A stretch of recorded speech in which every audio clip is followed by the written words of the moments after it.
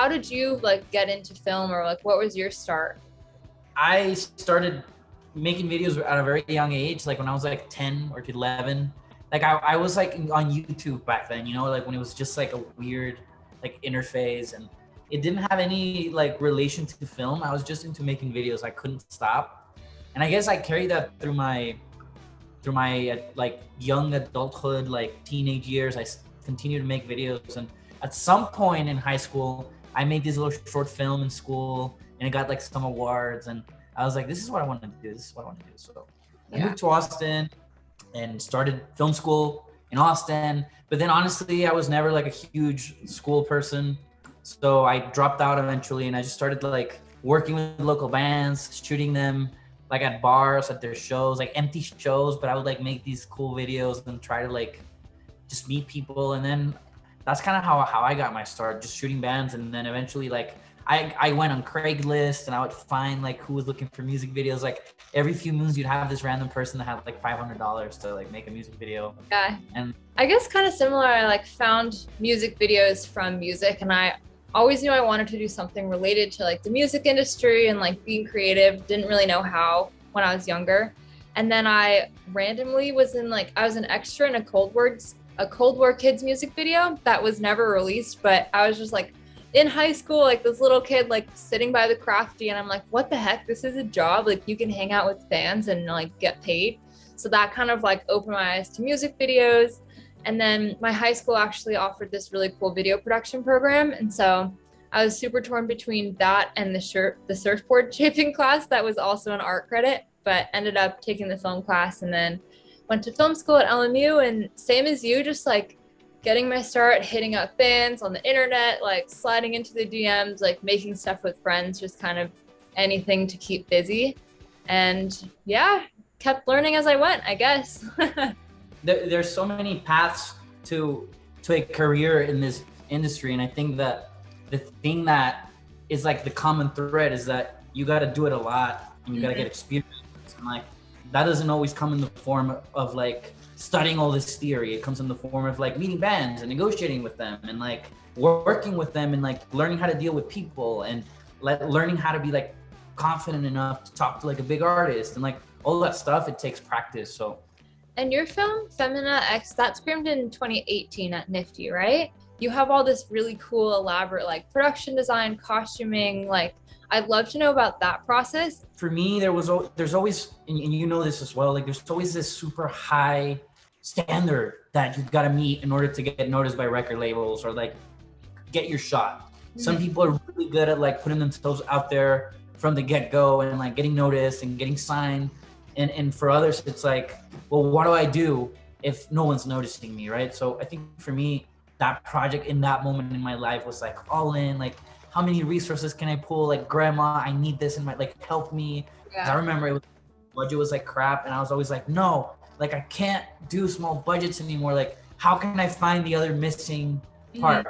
So that video was that. And I guess since then, it's just been, it was a lot more of that. Like every project I would have like this fire in me that I was like, I have to make something better, something bigger at whatever cost. And at that point, I wasn't like in with labels or anything. So every little thing was like an odyssey. So I think for me, there was this band that I was in touch with called Missio. I was like sending them emails and sending them my stuff, and I wouldn't even get a message back. Then 4 years later, I was living in Canada. Like I was doing this whole other thing. I went back to film school because I dropped out for so long. And then they were like gonna come to Montreal, and I was like, hey guys, can I go film your show?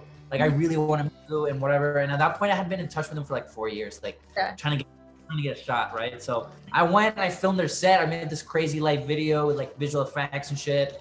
And a couple months later, the pandemic started, and they just called me out of the blue. They were like, dude, like, we know you do good work. Do you want to like make us 10 visualizers? And then I was like, sure, of course I do. So like within like 2 days, I came up with this like 20-page treatment, 10 ideas. And that's kind of like where I got my start, because they were like with a record label, and we got a little more funding, and we made this crazy thing. And then from there, that label hit me up for another project with K-Flay.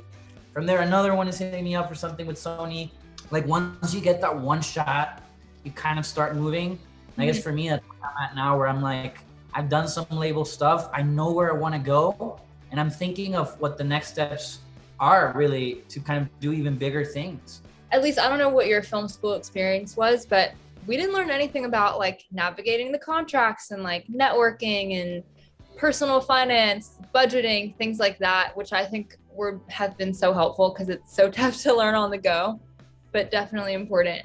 It's important to make art, but it's important to realize that if you want to make it, you best be prepared to like deal with real world situations, contracts, money, like moving money, producing, like, you know, at first you're your own producer, right? So you're having to like hire your own crew and like pay everybody, and then you have to keep up with the taxes. So it's like, I think that the more one can be prepared for that, and like, then you can go to the big leagues, right? Like, because the big leagues, it's all about like, well, you have 3 weeks and you have this much budget, and then you're like, okay, but I gotta protect my rights and I want to put this on my video. And they're like, no, you can't. I'm like, yes, I can. And it's like this crazy thing. Like, what has it been like for you since you made your film? I think I'm definitely still like learning as I go, and like every new project is kind of a new challenge, and I'm thankful to be working in film still, I guess. I think something that I've been dealing with lately and like recently is when you're just out of film school, anything is kind of possible because you don't really know how much things cost because you're used to everything being free and like crew is free, blah, blah, blah. You have friend rates. And then I think the older we get and the more established we get, like, no, you have to pay your crew fairly. You have to permit everything, like do everything right. Sometimes your vision gets like smaller because you need to treat, obviously I want to treat everyone fairly, pay fair rates. Like, we're not cutting corners, but then all of that money that could have gone towards like production design is going towards like other necessary things. Yeah, I think that that's a very big step. I think that's the big difference from like being like a film student and then having like wanting to build a career too, because obviously like when you're doing all these favors and all these things for these bands, like they're the ones getting the ROI. You're getting the portfolio, but you're not getting paid. And then it's like, do you want to just be your whole career like underpaid and like, or do you want to make a living and do this? We are, us and everyone watching this and the people at NFFTY, like we're the people who are going to like inherit this industry. It shouldn't feel like so much suffering. And there's a lot of like safety hazards on set with like, I've had DPs who are on my set and then we wrap it like the middle of the night and then they go to their 8 a.m. call time for another set. Like, I don't think it's safe to be driving like that. Just like little things where I feel like as an industry, we can set like better standards for what we expect of people. It really falls back on producers and how much you push for those clients to like give you a proper budget so that you can like space it out over 2 days. It's like, if we're strong as a community of creators and we seek to protect others, then it starts with us being more assertive with the people that pay us, right? Because it's like, it's easy for someone to be like, oh yeah, shoot 4 commercials in 24 hours versus like shoot 2 a day over the course of 2 days, but then they're saving all this money. How much can we push these people and how far are we willing to go to lose a project in favor of giving better working conditions for the people that we work with as well? Yeah. They need to pay more and we need to fight for those budgets so that everybody gets taken care of. Any young directors watching this, it's like a huge important thing is kind of towing that line between like, obviously respecting your crew, like you hired your department heads because they're good at what they do, but also like you are the one who sees the vision, like you need to trust yourself. And I feel like a lot of young directors, myself too, when I was like in film school, I would compromise because someone would tell me something that they thought would be better. And I was like, oh, well, you've been doing this longer, maybe we'll do that. And then I regretted it. So I think it's just like learning to trust yourself and stand up for that. What would you do different as a young filmmaker that you know today that you could have done since then? I think I made a lot of mistakes as a young filmmaker, which was good. Like in film school, you get the camera for free, like actors, you just hit up the theater department, whatever. And I'm glad that I made those mistakes when I was in high school or when I was in college, just like learning, because that was before there were clients involved and like the stakes were a little bit higher.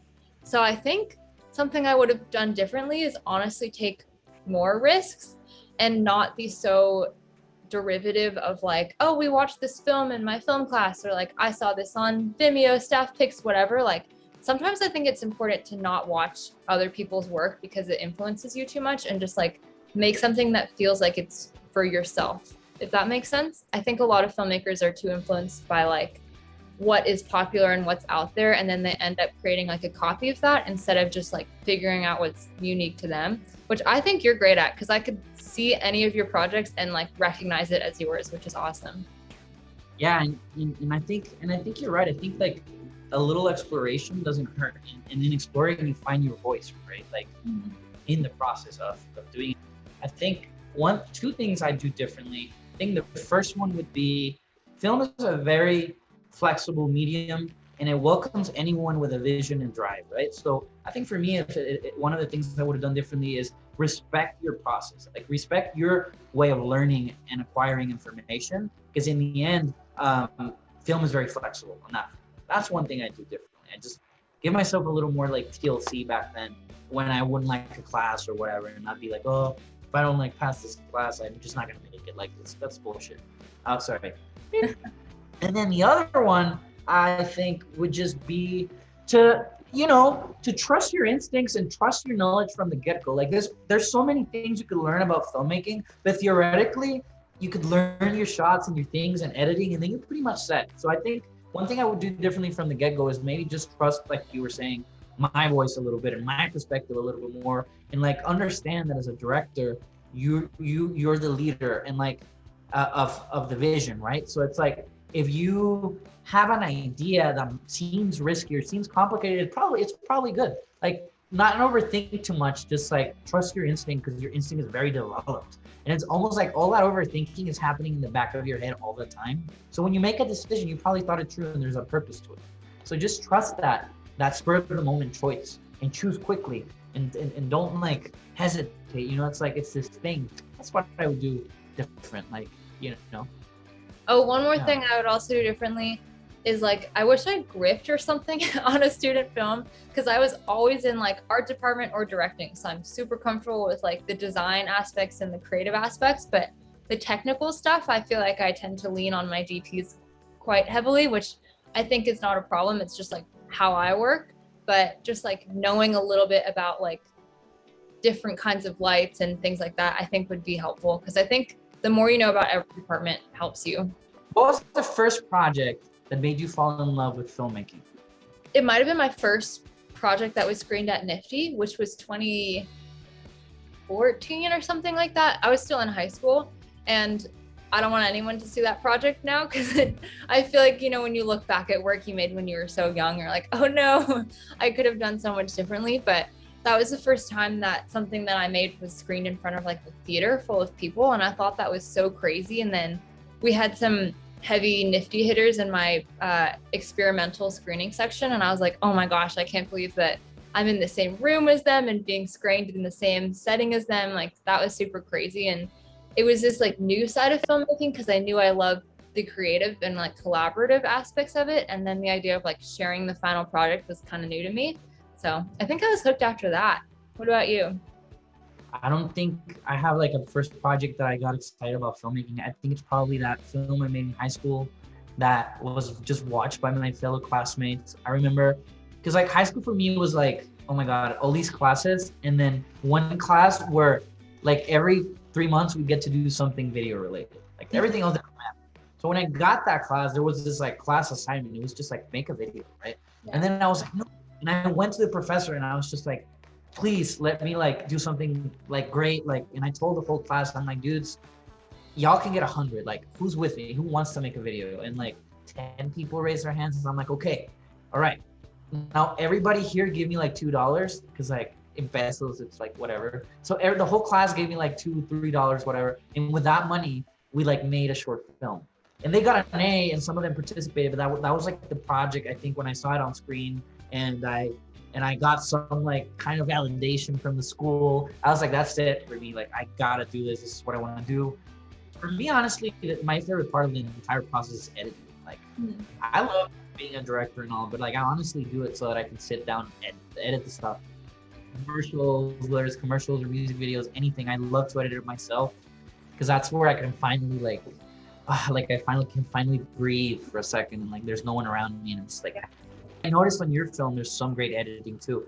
I feel like the film was so well made that I felt the crescendo of energy from like her in the bathtub, like being depressed, to like her in the end, like being empowered. And I could see it so much so that I felt like you were shifting the aspect ratios as you were going to amplify your story. And then I noticed that it was widescreen most of the time. So talk to me a little bit about the like psychology or the intention behind the aspect ratio switches. Is it something stylistic, or are you hinting at another world or feeling when you change?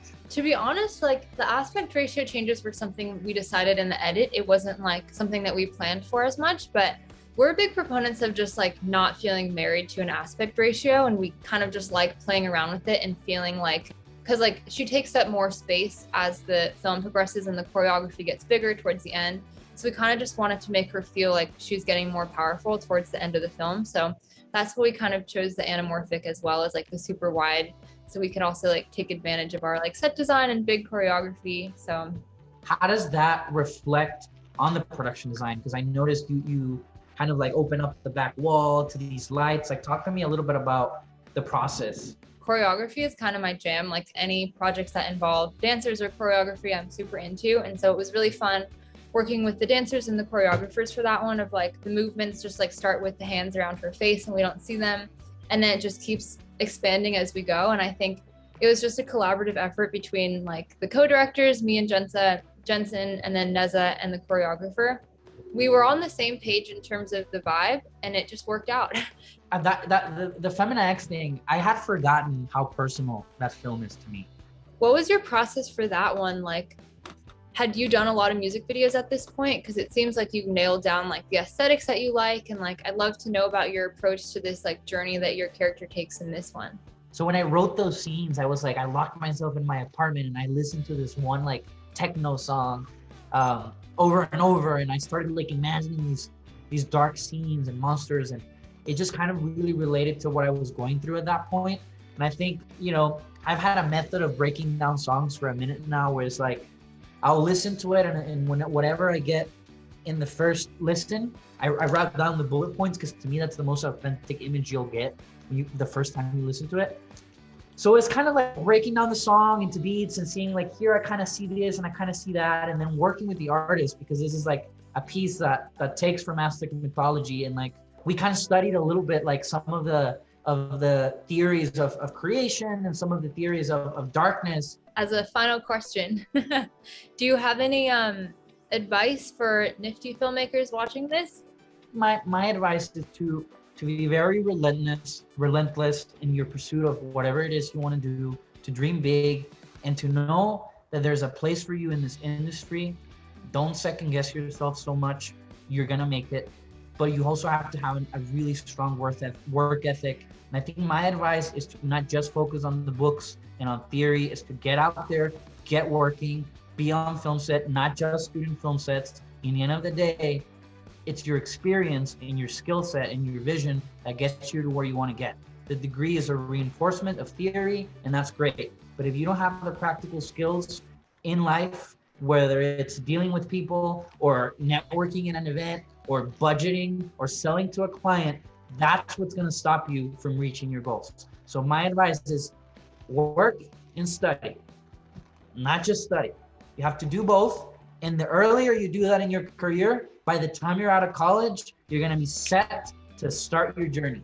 That, and you don't always have to climb the ladder. You don't have to be a PA first and then an AD. That you don't have to do that.